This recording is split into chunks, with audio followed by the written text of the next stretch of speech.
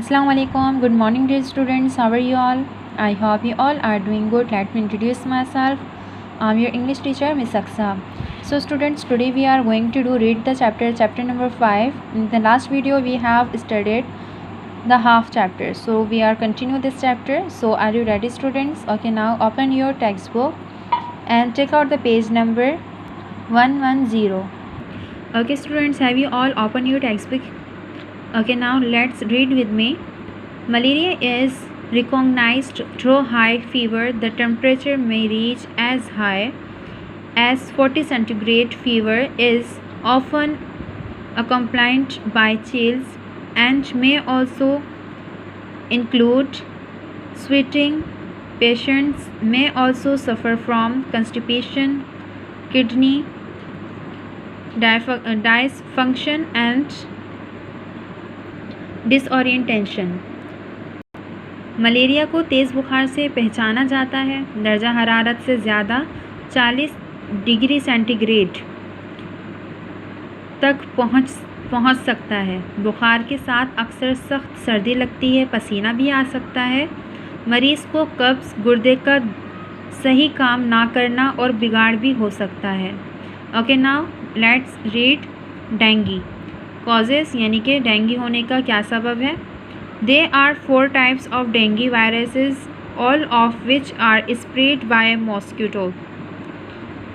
And infected mosquito spreads the virus through its saliva when it bites. Dengue can also be transmitted from one human to another. For example, infected blood used in a blood transfusion can causes dengue. It can also be caused by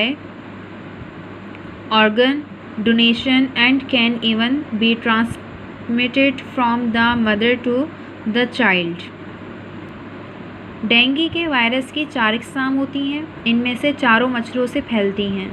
एक infected मच्छर जब काटता है तो अपने थूक के virus से वो वायरस फैलाता है।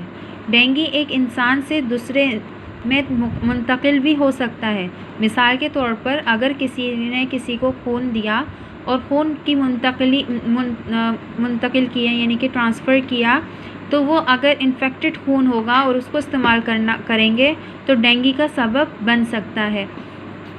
किसी भी इंसान का कोई भी जो हिस्सा होता है उसका उस पर अगर जो है वो ब्लड जाएगा तो वो हिस्सा जो है वो इन्फेक्टेड हो सकता है और ये मदर टू सन में भी मुंतकिल हो सकता है। Once the virus enters the body, it circulates around the body,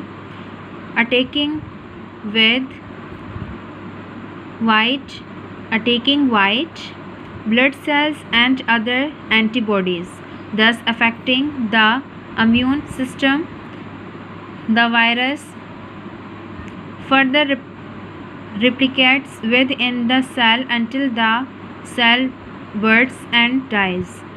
The death of the white blood cells results in leakage of other fluids from the cells, leading to low protein fluid in the lungs and in the stomach area, low blood pressure, shock and eventually death.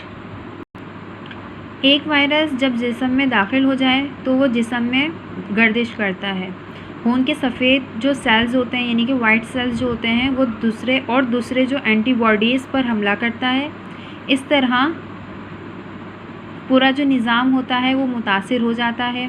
Sales के अंदर virus खुद को बढ़ाता है, यहाँ तक कि जो सेल फट जाता है और फिर मर जाता है। खून के वाइट सेल्स के मरने के नतीजे में सेल्स से दूसरे लिक्विड का इखराज होता है और जो प्रोटीन में कमी, फेफड़ों और मादे में लिक्विड खून के दबाव में कम, सदमा और आखिरकार मौत का सबब हो सकता है। Okay students, we will continue in the next video. Till then, take yourself. Allah Hafiz.